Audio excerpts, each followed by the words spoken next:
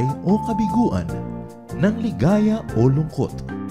Kaya marapat lamang natanggapin si Jesus bilang tagapagligtas at Panginoon.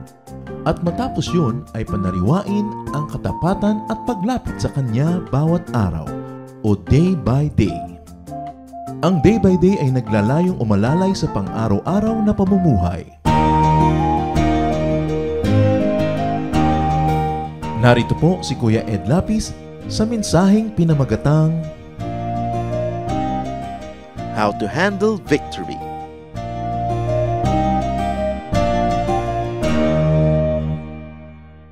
How to handle victory. Paano nga ba itong mga tagumpay ay ating haharapin sa isang maayos na paraan? Salamat po, Panginoon, sa mga tagumpay na ibinigay mo at ibibigay pa sa iyong mga anak.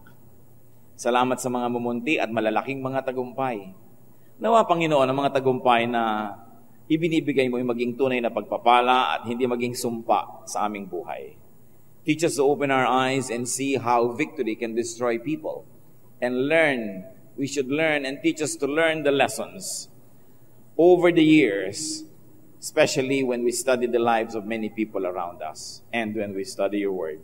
So teach us, Father, nawa matahimik ang aming puso kung ano man namang alalahanin sa gabal para kayo ay aming mapagtuunan ng pansin. Isinusuko namin ngayon sa inyo. At ang hiling namin, Lord, bigyan niyo po kami ng matalinong pag-iisip. Tahimik na puso at nang marinig namin ang inyong tinig. Be our speaker. Walk in our midst. Bless your people. Glorify only your name. Father, we praise you and thank you in the name of Jesus, our teacher. Amen. How to handle victory. First of all, when you become victorious, praise and thank God. It seems very obvious, but it doesn't always happen. Praise and thank God.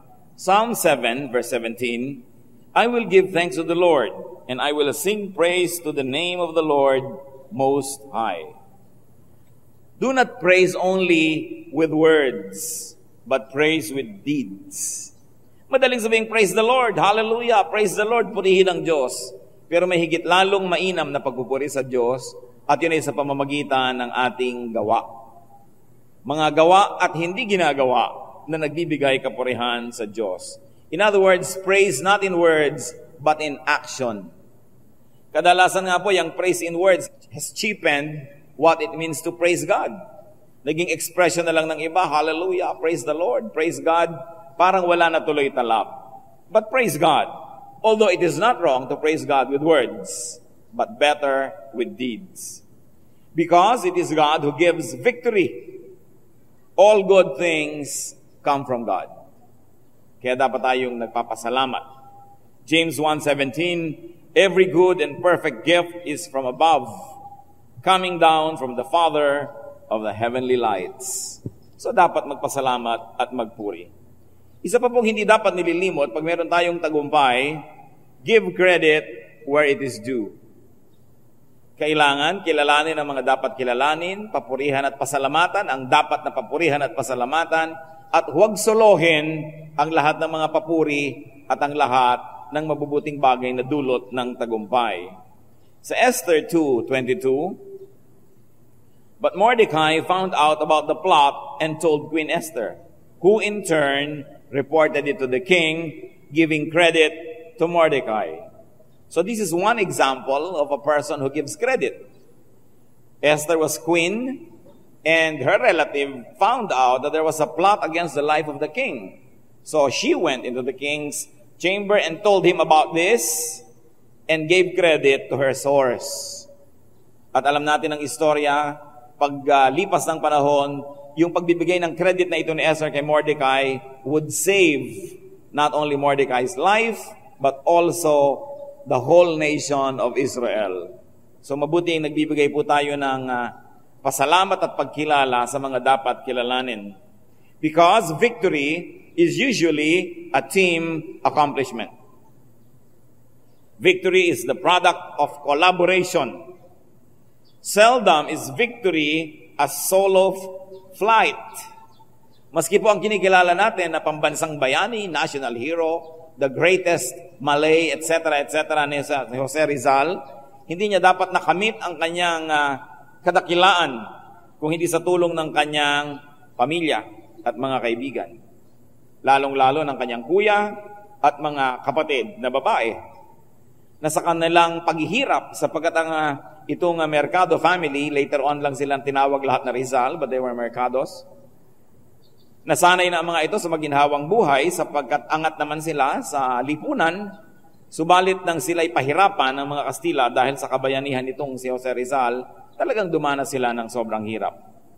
At ang mga kapatid ni Rizal ay susulat sa kanya, siya nasa Europa, nagsusulat at nagpapalimbag ng kanyang mga nobela, ay sa sulat ng mga kapatid niyang babae may nakalakip na isang hikaw, isang singsing, kaprasong alahas, sapagkat isa-isa nilang ibinibigay yung maging mga personal nilang mga alahas sa kanya, kay Rizal, para magamit doon sa kanyang cause. Ang kanyang kuya ay hindi nag-asawa, si Pasiano Rizal, sapagkat may sumpaan silang magkapatid na lalaki na hindi sila mag-aasawa sapagkat paglilingkuran nila ang bayan. Maging ang mga kapatid na babae ni Jose Rizal ay sumama sa himagsikan. So nakikita po natin na siya lang ang may monumento, pero ang totoo lang, ang kadakilaan niya ay marami nagambag. So kailangan kinikilala natin ang mga umaambag dyan. Sa Ecclesiastes 4:12, though one may be overpowered, two can defend themselves. A cord of 3 strands is not quickly broken. At alam po natin yan sa lubid, kung isang hibla lamang yan ng abaka, napakadaling lagutin, subalit pag pinagsama-sama at ipinirintas na yan, ay nagiging napakatibay. Kaya hindi pwedeng maging dakila ang isang tao lang. Hindi pwedeng magtagumpay ang isang proyekto dahil lang sa isang tao, marami yan. And it is important to have teamwork, and it is important to give credit to everyone. When you are victorious, acknowledge people who helped, who contributed, and who sacrificed. Nakikita natin yan kumisa sa mga awarding ceremonies that we see on TV. Napakahaba ng listahan ng pinapasalamatan dahil kinikilala ang mga tumulong sa kanilang tagumpay. When you are victorious, share the fruits of victory. First of all, with those who helped. Kailangan po kung meron tayong mga natanggap na mga biyaya at kung ano-ano mga pagpapala dahil sa ating tagumpay, ay matuto tayo na magbigay, maghati at patuloy na bigyan yung mga tumulong sa atin. Numbers 31:27, divide the spoils between the soldiers who took part in the battle and the rest of the community. Uso po nung araw, pag may digmaan na yung nanalong mga hukbo, lahat ng kagamitan, kayamanan, ari-ari anong natalo nilang hukbo ay kanila na. At pinaghahati-hatian nila yan. At ang sabi, una, paghati-hatian ng mga kawal, at pangalawa, hatian din ang mga taong bayan. Because, though they may be ordinary citizens and civilians, they too were jeopardized. Kasama rin sila sapagkat mga kamag-anak, asawa, magulang, kapatid nila, mga sundalo, at ang mga citizens, ang kanilang mga buwis, ang ginagamit upang magkaroon ng pera ang mga hukbo. So sabi, kasama rin sila dapat na nakikinabang. Hindi katulad yata sa ating lipunan na mangilan-ngilan lamang ang nakikinabang sa kayamanan ng bansa. Kaya nagkakaroon ng social inequity at nagkakaroon tayo ng hindi matapos-tapos na mga social problems. Because not everybody who participates in making the nation gets a share in the wealth of the nation. So share the fruits of victory with those who are in need. Kahit hindi sila tumulong, pero sila ay nangangailangan at kapos, dapat din silang bigyan. Isaiah 33:23, an abundance of spoils will be divided, and even the lame will carry off plunder. Isang talinghaga, subalit ang kanyang central idea, maski yung mga hindi sumama sa digmaan, sapagkat sila ay may mga kapansanan at sila ay mga nangangailangan, ay hindi naman masamang makinabang din. Sabi nga ng matatanda, ang hindi lumingon sa pinanggalingan, hindi makararating sa paroroonan. Napakahalaga na lumilingon ang isang nagtagumpay sa lahat ng tumulong sa kanya. Pero, tandaan niyo po ito, lingon lang, hindi naman titig. Bakit ko po gustong bigyan ito ng diin? Sapagkat ginamit ng mga Kastila at ginamit din ng mga Amerikano itong ating tradisyon at kaugalian ng pagtanaw ng utang na loob para lalo nilang kontrolin ang bayan. Sa lahat-lahat ng mga pagsasamantala, pang-aapi at pang-abuso ng kolonyalismong gobyerno ng Espanya sa Pilipinas, lagi nilang ipinaghahalandakan sa atin na dinala namin sa inyo ang Kristyanismo, tanawin yung utang na loob. At ganon din naman ang maririnig mo sa maraming protestante, dinala ng mga Amerikano ang protestantismo dito sa Pilipinas, utang na loob natin yan sa kanila. At nung madiskubre ng mga banyaga na ito ang ating magandang kaugalian ng pagtanaw ng utang na loob, sobra nila yung pinlay up para tayo ang tumanaw ng utang na loob sa kanila at magkaroon ng panakip sa lahat ng kanilang mga pagsasamantala at pagpapabaya sa atin. So you say, tumanaw tayo ng utang na loob, but utang na loob is not forever. Utang na loob as a tool of oppressing others is not for all things and definitely for not all people at all time. Kung meron po tayong utang na loob, magbayad-bayad, magsukli-sukli, pero hindi kailangan ng mga yupapa kayo habang buhay sa pinagkakautangan ng loob.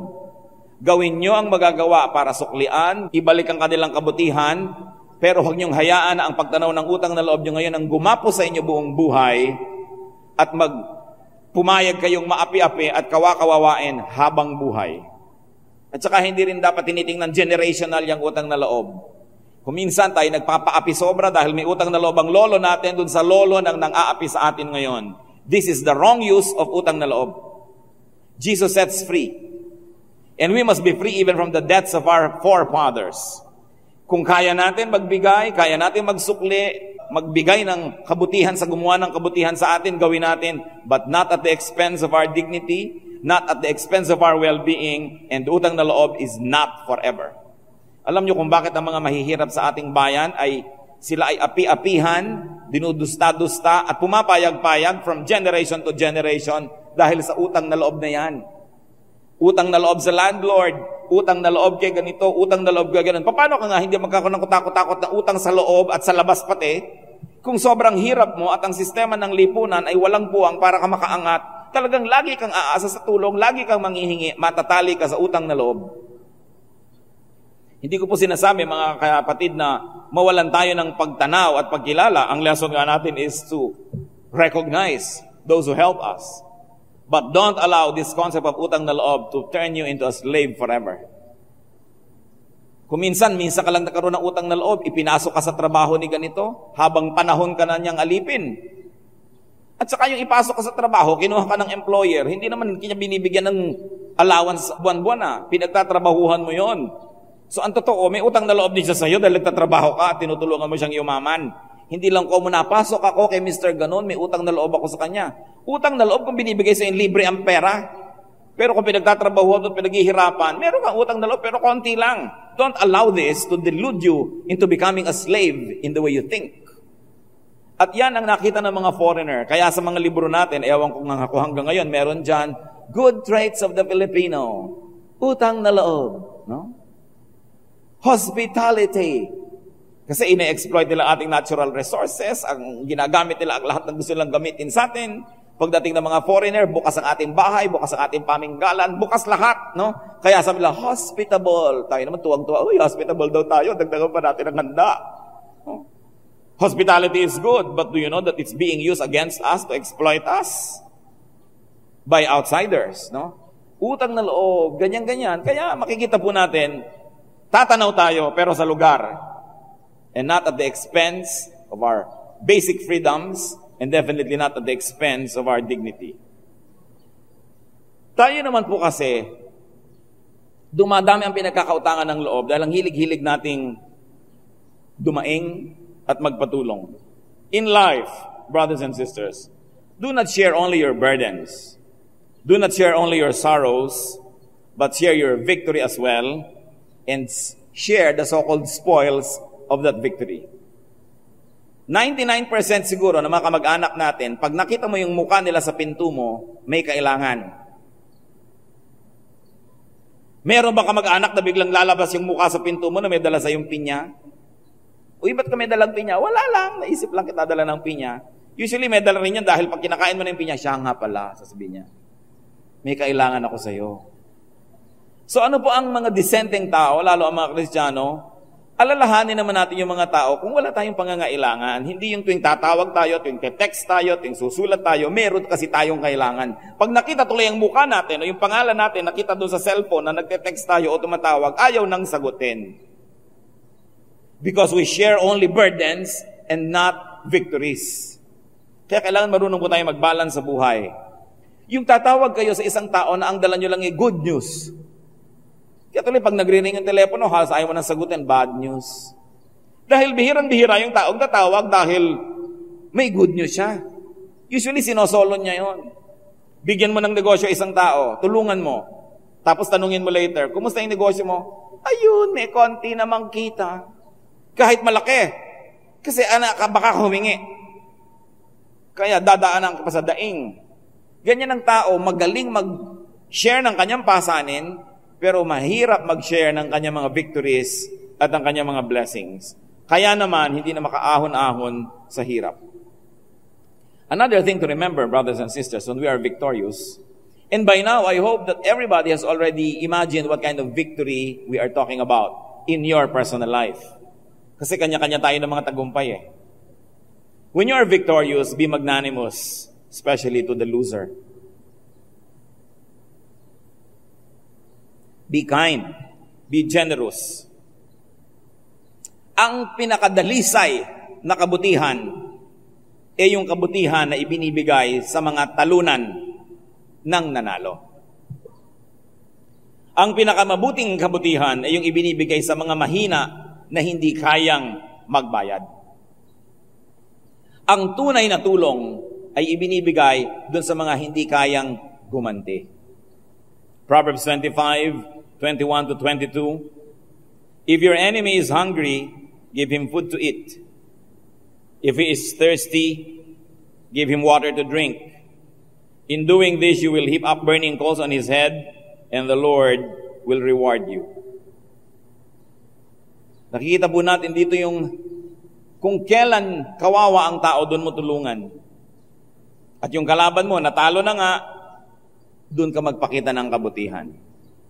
Because the loser, the vanquished, the weak, is in the best position to appreciate your goodness.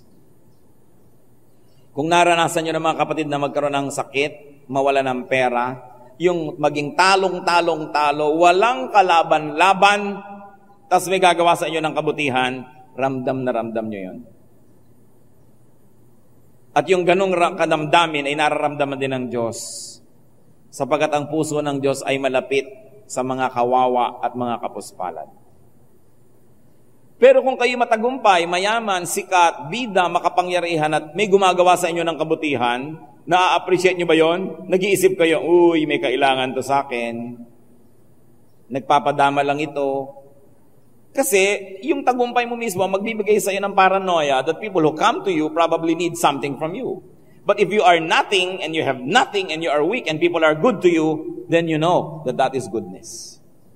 At sa atin po, na maaring magbigay at tumulong, napakalaking gesture yung maging mabuti tayo, lalo sa mga tinalo natin sa isang tunggali o sa isang contest. Be good to the weak. When you are a winner, do not miss the rare opportunity to be magnanimous. Sapagkat hindi lang, doon lang sa panahon na kayo'y tagumpay, kayo'y makapangyarihan at kayo'y malakas at gumagawa ng mabuti, doon lang kayo hindi pag-iisipan ng mali siya. Doon lamang tatanggapin ng tao ang ginagawa nyo bilang kabutihan nga dahil parang hindi nyo naman kailangan ng kapalit at hindi nyo kailangan ng sukli at hindi nyo naman kailangan ng tulong ng iba dahil kayo'y makapangyarihan. Doon talaga ang panahon ng paggawa ng mabuti. How you treat the defeated and the vanquished is a giveaway reflection of who you really are. Ang tunay nating pagkatao ay nakikita sa ating pakikitungo sa mga mahihina, sa mga talunan, sa mga dehado, sa mga kawawa. Goodness to the weak is genuine goodness. unless you're using it for publicity's sake. But if you're already very strong, what will you need publicity for? Ang nangangailangan lang ng publisidad, yung mga may itinatagong kahinaan at yung patuloy na nangangailangan ng approval ng mob. But if you're strong, you can be genuinely good. And brothers and sisters, when you are victorious, do not be proud. Remember the TNC factor. Ano yung TNC factor? Ng tagumpay, galing yan sa wisest man that ever lived. Sa Ecclesiastes 9:11, si Solomon ay may binanggit. Sabi niya, alam niyo, meron ako mga napansin din sa buhay. Isa dyan na ito. The race is not to the swift, or the battle to the strong. Nor does food come to the wise, or wealth to the brilliant, or favor to the learned. But TNC happened to them all. Sabi niya, time and chance happened to them all. Sabi niya, sa aking paglilimi-limi ng buhay, at sa pag-aaral ko at pagsangguni sa mga pantas, sa mga marurunong, ay meron akong isang napansin. Sabi niya, ang pananalo sa karera ay hindi laging nakukuha ng mabilis tumakbo. Ang pananalo sa mga digmaan ay hindi laging nakukuha ng mas malakas na mga hukbo. Ang pagkain at mga biyaya ay hindi laging natatamo ng marurunong. Maraming mga marurunong na gutom. At ang kayamanan ay hindi laging napupunta doon sa mahuhusay. Dahil mga maraming di naman mahuhusay, nagtataka ka, ba't yumaman to? Sabing ganon, hindi ko mo ikaw ay maraming alam, ay kakasihan ka na ng magagandang bagay sa buhay. So niya, alam nyo kung anong napansin ko? Time and chance happen to them all. Nananalo ka, hindi mo alam kung bakit talaga. Natatalo ka, gayong naghanda ka at magaling ka.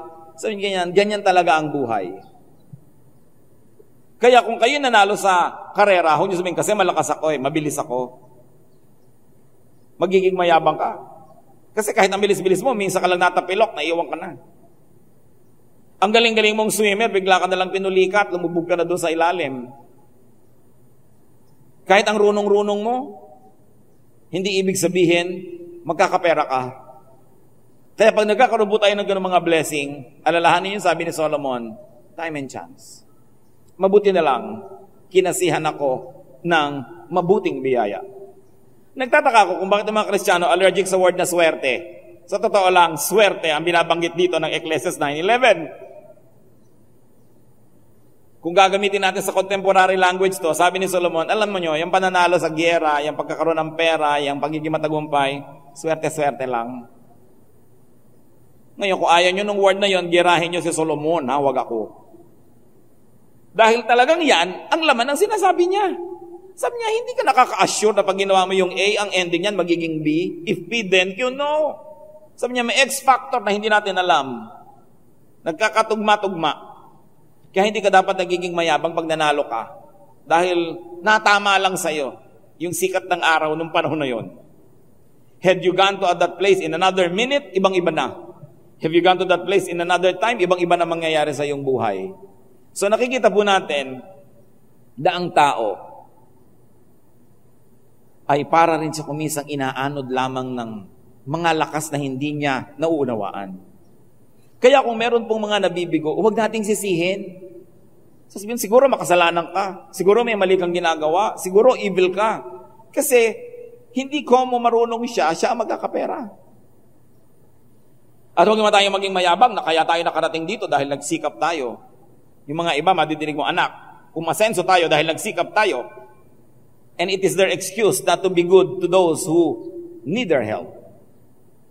Marami pong naghihirap buong buhay, hindi rin umasenso. Maraming sikap din ang sikap, wala rin nangyari. Kaya huwag nating isisisi na pagka hindi umasenso yung iba, nadya-justify natin na huwag silang tulungan o bigyan, tapos natin, tamad yung mga yan kaya hindi umasenso, talagang ganyan sila kaya wala nangyari. Maraming tao, gasgas na gasgas ang katawan sa pagtatrabaho, wala pa rin.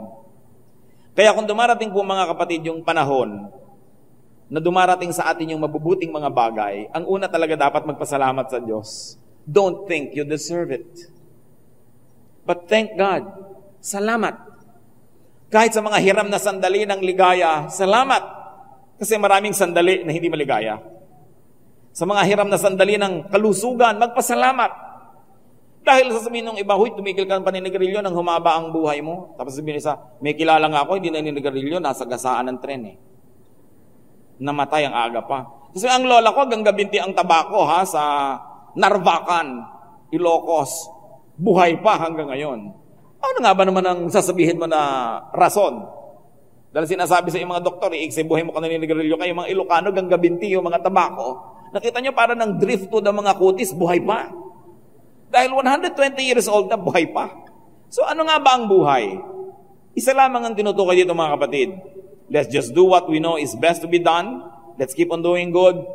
And then, leave it up to God. Hindi pwede tayong maging mayabang.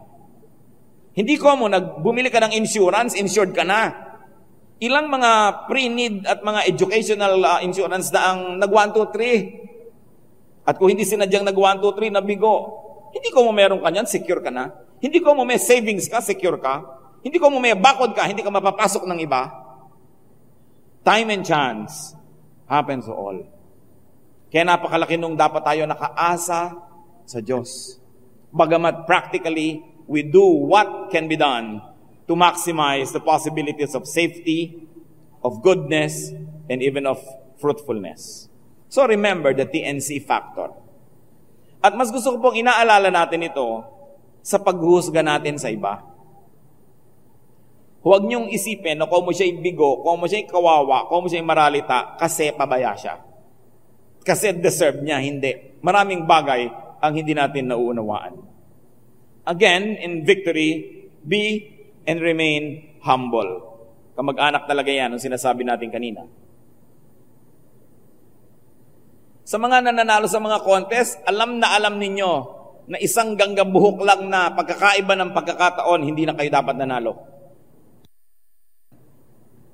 1 Peter 5:5, clothe yourselves with humility toward one another, because God opposes the proud, but gives grace to the humble. And when you are very in and hot, and you're cool, and you are sikat, and mayaman, and powerful, remember the TNC factor. Do not claim all the responsibility for your success. When you are victorious, promote goodness. Promote peace. Promote friendship, fairness, and justice. Romans 12:17-18. Do not repay anyone evil for evil. Be careful to do what is right in the eyes of everybody. If it is possible, as far as it depends on you, live at peace with everyone. And may I emphasize, especially if you are powerful and victorious, promote peace because you have the power to do it. Kung kayo po ang manager ng isang kumpanya, napakalaki ng kapangyarihan ninyo na magpairal ng kapayapaan sa kumpanya kaysa to play favorites and create trouble. Kung kayo isang mayor, governor, president of a country, of a company, ang laki-laki ng kakayahan nyo na magpairal ng kapayapaan dahil hawak nyo ang lakas. Kung sino ang may hawak ng lakas at kapangyarihan, siya ang may pinakamalaking magagawa para magpairal ng kabutihan at kapayapaan. So kung kayo po ay mataas ang kalagayan, may kapangyarihan, may influensya, akuin nyo na rin ang pananagutan na nasa kamay nyo ang pagpapairal ng kabutihan, ng katwiran. Ang lahat ng kapangyarihan ay nagmumula sa Diyos at dapat lang gamitin para sa agenda ng Diyos. To use power to serve satanic ideals is to betray the God who gives us the power. Those at the top, those who win, those who are strong, are in the best position to promote goodness and peace. They can be the best proponents of peace. So kung kayo po ay may katayuan sa buhay na meron kayong kapangyarihan o impluensya, ariin nyo yan na pananagutan upang magpairal ng kapayapaan. Kawawa ang isang organisasyon, ang isang komunidad, ang isang bansa na ang pinuno ay hindi kapayapaan, kundi gulo ang hinahanap. Sapagkat marami siyang ipapahamak, marami siyang ibubulid sa mabibigat na mga suliranin. Proverbs 3:27, do not withhold good from those who deserve it when it is in your power to act. What is power? It is given by God so you can promote doing good. So you can be just. Hindi, wow, mayor na pala ang kapatid ko, mayor na pala ang aking pinsan. Wow, tayo na ngayon ng mga amo. Hindi ganun eh. Kasi ang kapangyarihan, gagamitin mo ngayon para maging mabuti ang sistema. Kaya sinisira ko minsan ng napakaraming kaibigan at kamag-anak ang mga makapangyarihan. Kung kayo po ay may kapangyarihan, anumang degree yan, bantayan ninyo ang inyong mga kamag-anak. Bantayan ninyo ang inyong mga kaibigan. I remember a film about a French king who had a childhood friend. And then when they were already adults, this French king apparently ruled in a very, very unique way. At nung nagkaroon ng problema yung kaibigan niya, nung bata pa siya, childhood friend, lumapit sa king. Apparently, hihingi niya sa king na baliin ang batas para sa kanya dahil kaibigan siya. At tinanggihan po siya ng hari. At sabi nung kaibigan, I thought you were my friend. At alam niyo po ang napakalalim na sagot? If I'm not mistaken, this is Louis XIV. Sabi niya, the king has no friend. Anong ibig sabihin nun? Hindi ayaw niya makipagkaibigan, hindi mayabang siya, kundi hari ako, wala akong kaibigan, dapat lahat pantay. Hindi ako pwedeng makipagkaibigan at makipagmabutihan kasi ang aking mga pagpapasya ay makukulayan ng aking emosyon at mga relasyon. Kaya sinasabi po nila, it's lonely at the top. Because real leaders will intentionally distance themselves from everybody so they can be fair. And so when you have power, when you are victorious, be fair. Do not use your power for vengeance. Do not use your power to give favor to your friends. Because when you are a leader of everyone, you are a friend of everyone and a friend of no one. That's why leaders have perks. That's why leaders have many privileges. Because they also pay very dearly for being good leaders. And one of that is that you don't have a personal life. Because a king has no friend if he will be an effective king. So victory can make or break a person. And when you are victorious, watch out because your relatives and friends will most likely be the ones to break you. They will be the ones to abuse in your name. They will be the ones to use your name. And make sure that you do not side with them if they are not on the side of righteousness. Victory can break a person because it can blind, it can disorient, it can intoxicate, and isolate people. Kaya siguro mas maraming nakaka-adjust sa failure kaysa victory. Mas maraming nagpapakamatay na society will call victorious people kaysa sa mga losers. Avoid failure, but be careful with victory. At meron pa pong isa, avoid needlessly fighting victors. You will find yourself fighting momentum, and it is difficult to fight the tide or the current. Except on very meritorious reasons. And for very meritorious reasons, try not to fight with the victorious. Because you will find yourself fighting a very big enemy. But if it's worth fighting for, go ahead, because David fought Goliath and even won.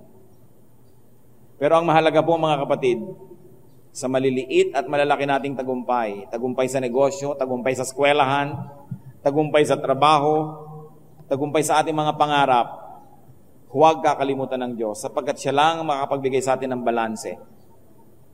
The victor has very unique kind of temptations facing him or her. Kaya dapat tayong maging maingat. Panginoong Diyos, salamat po dahil kami may mga pagkakataon na magtagumpay. Ipakita mo sa amin ngayon, Panginoon, kung anong tinutukoy mo para kami kausapin sa ganitong paraan. Anong mga tagumpay ba ito? Meron sa aming mga maaaring magsabing, anong tagumpay ito? Wala naman akong tagumpay sa buhay. Lord, make us see that you make us victorious every day. That you give us victory every week, every month. Just the mere fact that we are here alive in your presence is victory enough. Sa mga nalampasan na mga pagsubok, sa mga nalampasan ng mga hirap, that we are still around and standing up is a testament and a testimony of victory. Nawa, Panginoon, sa mga tagumpay na binibigay mo sa amin, bigyan mo kami ng mapagpakumbabang puso, maawain kahit sa mga lumaban sa amin at natalo namin. Sa tagumpay, ipakita mo, Panginoon, ang iyong kapangyarihan na kami ay magamit. Salamat. We celebrate that there is victory in daily life. That you permit the difficulties to come, the temptations, so that we will have an opportunity to be victorious and to claim victory. Sa mga kapatid ngayong Panginoon na may mga struggles na parang napakahirap maging victorious, Lord, may your mercies abound.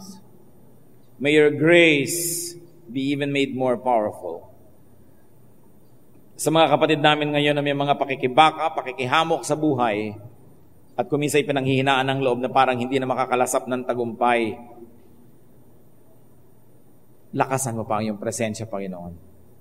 Lalo niyong pagliwanagin ang inyong espiritu at pag-initin ang aming mga puso sa inyo at nang maramdaman namin, Lord, kayo ang aming tagumpay, kayo ang aming kailangan. At sa mga kapatid naman na sa katagumpayan ay mga nalalasing at nakakalimot, ituro mo sa amin ang iyong mga magaganda at mapagpakumbabang mga paraan. We celebrate your goodness and we celebrate the victories you give us, O God. We pray that we may learn to obey you every day so that we may never have to be losers again. Magbulay-bulay tayo mga kapatid at dinggin ang personal na mensahe para sa bawat isa ng Espiritu ng Diyos.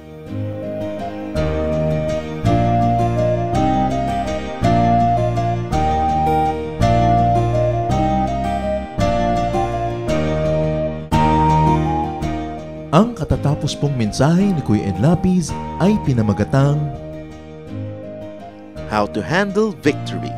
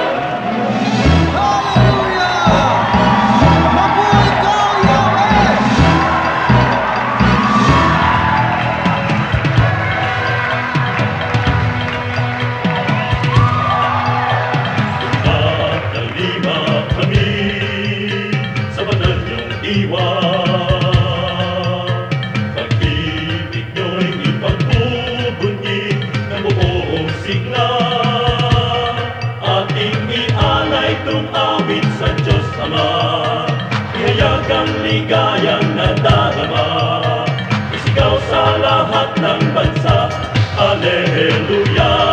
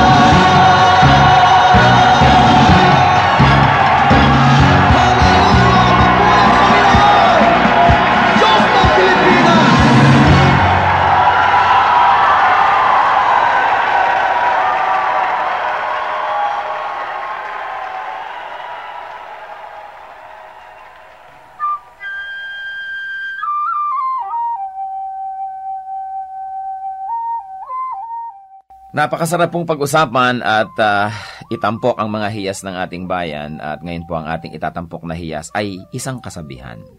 Ang mga kasabihan po ng ating bayan ay talagang tunay na hiyas sapagkat kailangan ng katalinuhan, ng damdamin na malalim at ng bukas na kaisipan upang sa pang-araw-araw na buhay ay makakita ng mga batas ng buhay, generalizations in life na maaaring mai-apply natin sa pang-araw-araw at pangkalahatang mga kalagayan natin.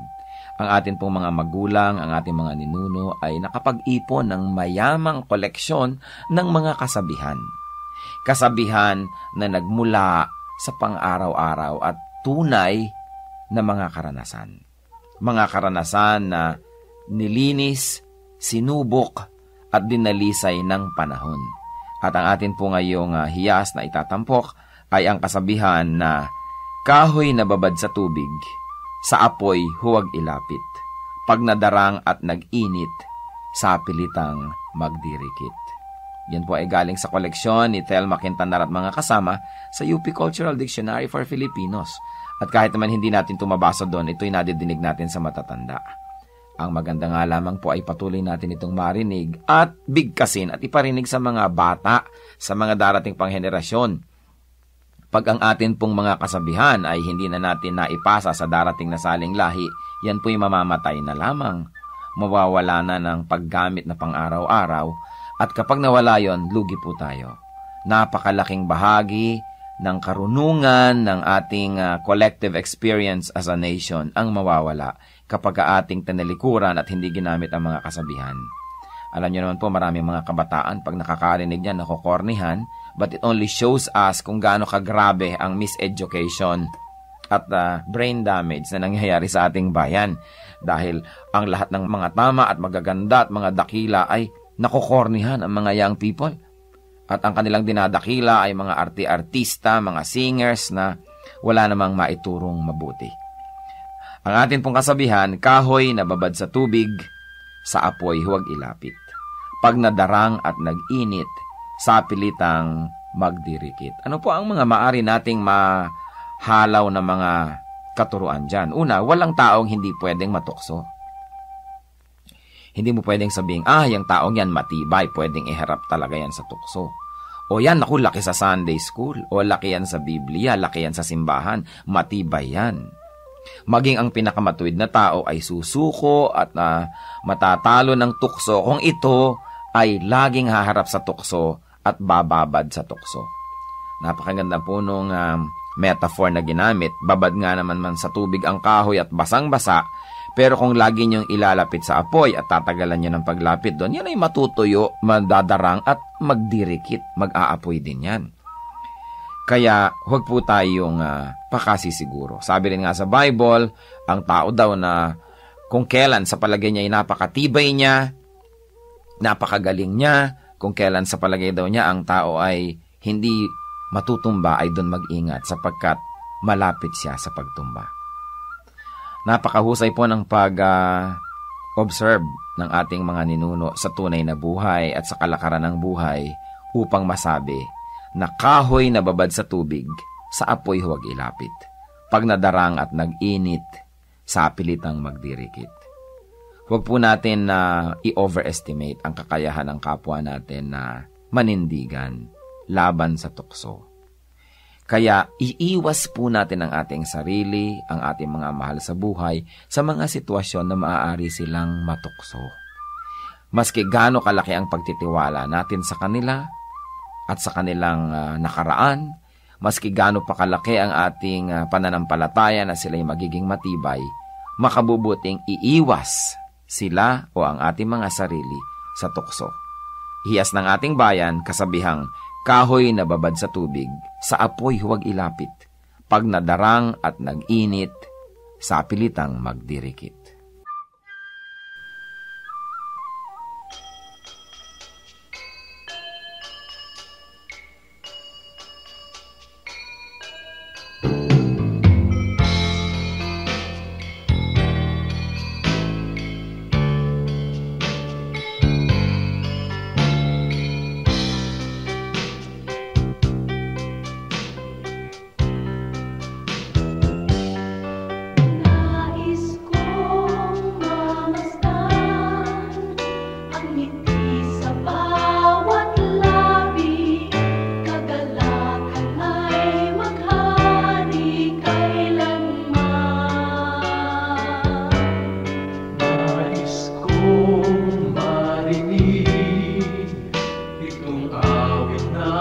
pag-ibig, kabutihan at kapayapaan man. Nang matutunan kong pigilin ang sarili kong minsan, puso ay bigyan ng kahinahunan. Magkatapatan ko nawa sa'yo'y hindi mahihimlay, mapagtigis na puso, kabaitan ang taglay. Bunga ng Espiritu, mayroon ka ba sa buhay mo? Ang kinakailangan na ipakita ng Kristiyanong tunay. Bunga ng Espiritu, kung wala sa buhay mo, kay Jesus tanggapin mo. Bunga ng Espiritu.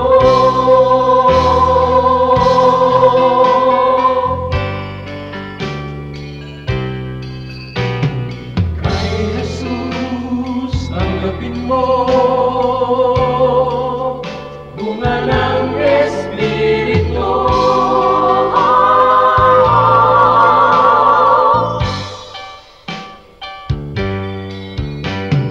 Bunga ng Espiritu, mayroon ka ba sa buhay mo? Ang kinakailangan na ipakita ng Kristiyanong tunay. Bunga ng Espiritu, kung wala sa buhay mo, kay Jesus tanggapin mo. Bunga ng Espiritu.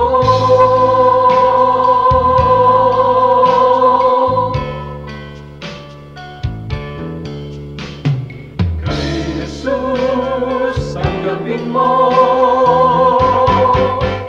Bunga ng Espiritu.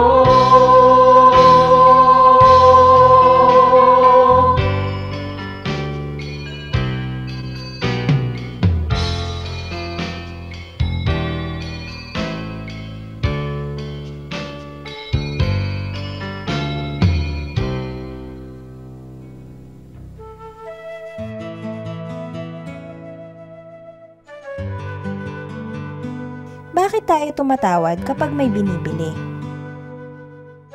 Una, out of necessity. Gusto natin mas stretch ang ating budget. Gusto natin mas maraming mabili ang ating konting pera. So, tatawad ka. Pero naging art yan eh. Dahil ang tindero din naman, dahil ayaw niya natatanggi kahit kaninong tatawad, talagang dinadagdagan na niya yung presyo sa simula pa lang para pag tumawad ka, mapagbibigyan ka niya at hindi mukhang ikaw ay nabigo. Kaya naman pag hindi ka tumawad, lugi ka dahil yung original price built-in na talaga doon, yung para tawarin mo at mabawas. Napakagandang pakikipagkapwa yan dahil yung mga tindero man, ayaw nilang biguin ka, pero ayaw din naman nilang malugi. So magdadagdag na sila sa simula, masaya ka dahil nakatawad ka. Sa inyo po, Panginoon, lapat itong aking loob na sumilong at pasakop, makisuno at sumukob. Sa tuwing kayo'y lalapitan ay lagi nang gumagabay, taus-pusong lumilingap sa bawat pusong sugatan. Kabutihan niyong matapat, bukas palad kung magbigay, kahit ang tulad kong abay, walang patagong anuman.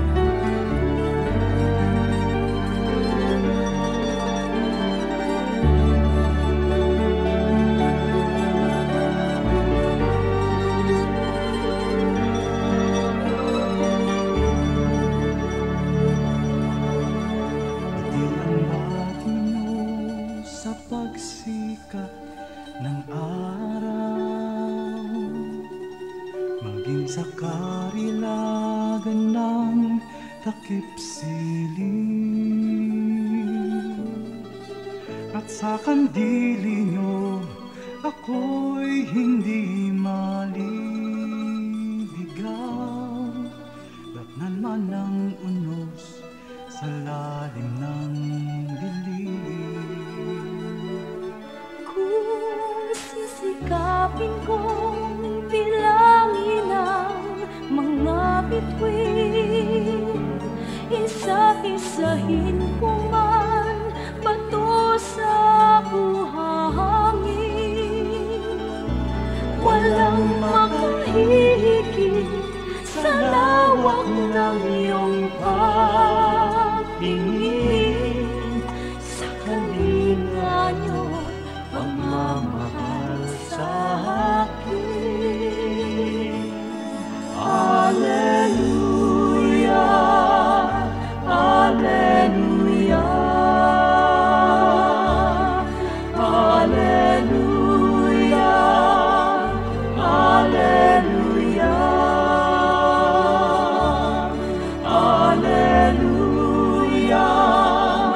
Hallelujah, Hallelujah,